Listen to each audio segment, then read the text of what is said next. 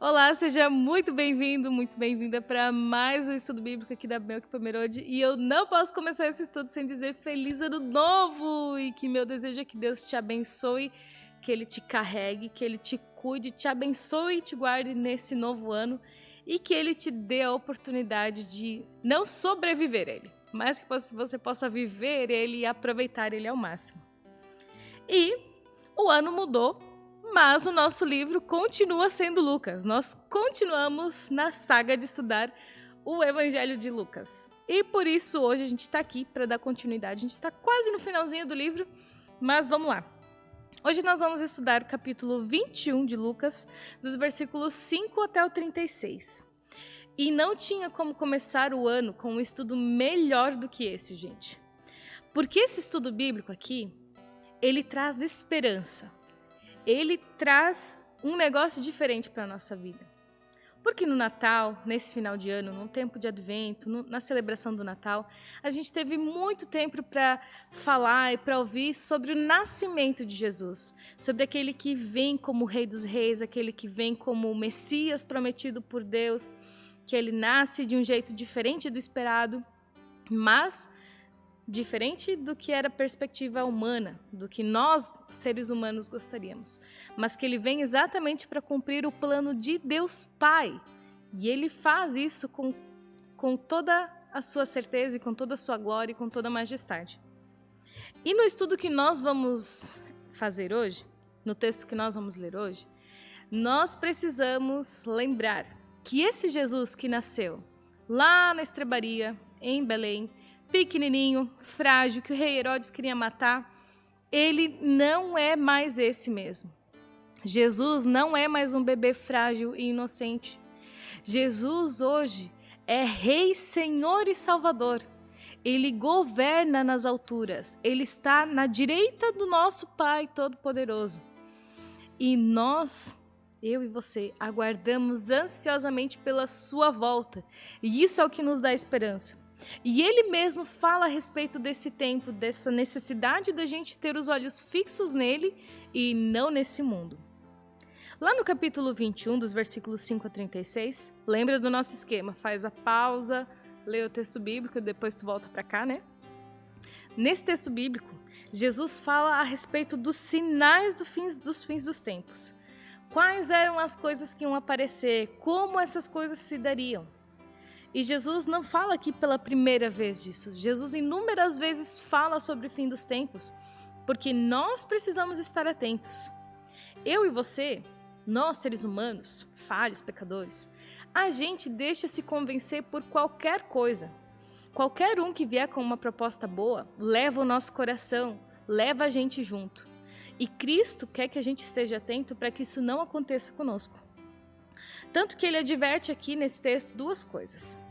Primeiro, Jesus anuncia a destruição do templo. Algo que para aquelas pessoas que estavam ouvindo soou terrível. Foi horrível ouvir Jesus falando que o templo, a casa de Deus, o lugar onde a presença de Deus habita, seria destruído. E parece algo horrível, porque foi horrível mesmo. Para aquele povo que não encontrava Deus no dia a dia, como nós hoje podemos falar com Deus em qualquer lugar, a qualquer momento, aquelas pessoas não entendiam isso de certa forma. E elas atrelavam, elas conectavam a presença de Deus unicamente com o templo. Ou seja, a única forma que elas tinham de estar com Deus era indo ao templo. E ouvir que aquele lugar seria destruído foi muito chocante e muito dolorido. E Jesus exorta para que eles fiquem de olhos abertos, porque é justamente para que eles se desapeguem da religiosidade e se apeguem à presença verdadeira de Deus que isso precisa acontecer. Tanto que aproximadamente 40 anos depois, em torno do ano 70 depois de Cristo, a destruição do Templo de Jerusalém ela acontece fisicamente, realmente, para que aquele povo possa perceber que eles não precisam mais se apegar ao templo físico, mas a presença de Deus constante na criação. E agora, em Cristo. E a partir disso, Jesus ele exorta a todos aqueles que creem nele.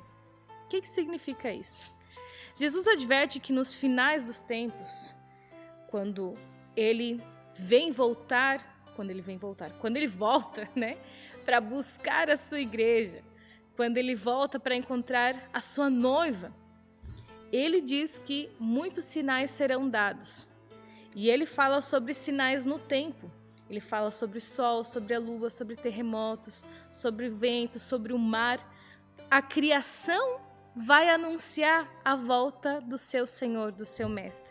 E eu e você precisamos ficar atentos com isso. O nosso problema é que eu e você nos acostumamos com essa mensagem. Nós nos acostumamos com ouvir falar que Jesus um dia vai voltar. A gente pensa, até isso acontecer, eu vou viver a minha vida. E Deus vive a vida dele lá, eu vivo a minha vida aqui. E antes de morrer a gente bate um papo e tudo certo. Mas não é assim que a vida funciona, gente. Deus não nos criou para viver dessa forma. Deus ele quer que a gente viva na sua presença constantemente. E é isso que ele quer ensinar ao seu povo quando ele permite a destruição do seu templo. Eu e você não podemos separar a nossa vida da vida com Deus ou da vida na igreja. Isso precisa ser uma realidade unida, porque não tem como separar o nosso corpo psicológico do físico e, do emocional. Tudo isso é uma coisa só. E Deus quer que a gente viva a nossa vida completamente para Ele. Completamente para Ele. E assim, Ele exorta para que eu e você não caiamos, ou a gente não se deixe levar pelo anúncio dos falsos mestres, daqueles que vêm passar ideias erradas ou vêm tentar nos convencer com outras coisas, mas para que a gente fique atento com os olhos na criação e na palavra de Deus, para que a gente saiba que Cristo realmente vai voltar. E pode demorar, pode. Mas nós precisamos aguardar ansiosamente a volta de Cristo. Tanto que é isso que nos dá esperança para viver uma vida diferente. Esperança para saber que, mesmo que eu estou passando por dificuldade, mesmo que as coisas estejam ruins, eu posso confiar que Deus está comigo. E que Ele não está longe lá no céu, Ele está comigo e Ele vem me buscar para viver com Ele na eternidade. Na perfeição, algo que nós nunca vamos conhecer nesse mundo. E então ele fala sobre a vinda do Filho do Homem, que vem sobre as nuvens com poder e glória. Tem hinos sobre isso, tem tantas coisas que a gente já ouviu falar sobre isso.